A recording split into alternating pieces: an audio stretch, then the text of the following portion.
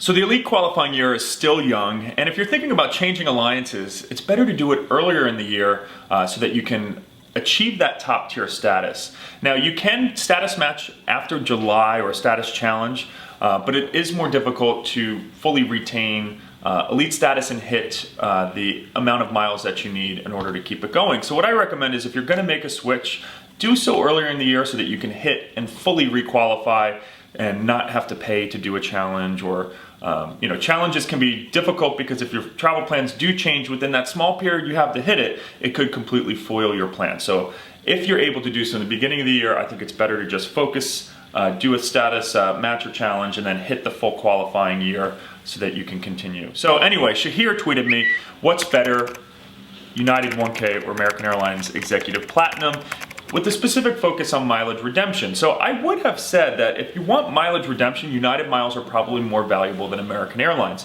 Now the main reason being, if you go to Europe, if you fly in business class, the fees are much lower in general on United, using United miles, even if you're on some of their partners, than they are on American. American will charge you an arm and a leg for British Airways and Iberia redemptions, and they are the partners that have the most availability going across the pond to Europe and beyond.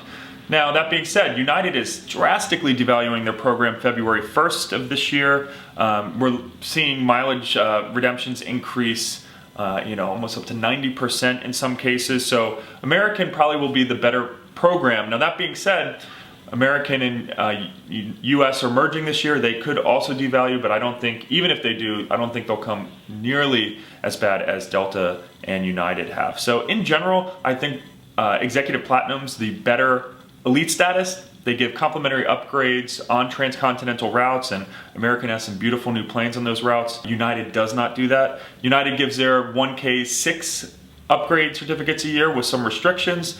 American gives 8 and almost no restrictions. So in general, I just think Executive Platinum is a better status. I think American Airlines is a better airline. United, in my personal experience and kind of what I get from the travel community, is that they really don't care about their customers. Even if they have a customer-friendly campaign going on, we've seen a lot of customer-unfriendly moves like this huge devaluation, like taking away free alcohol on trans-Pacific flights. I mean, come on, throw someone a can of beer if they're gonna sit for 14 hours in economy. Anyway, that's my take on it. I'd say go American, but if anyone disagrees or wants to ask another question, feel free to tweet me at The Points Guide.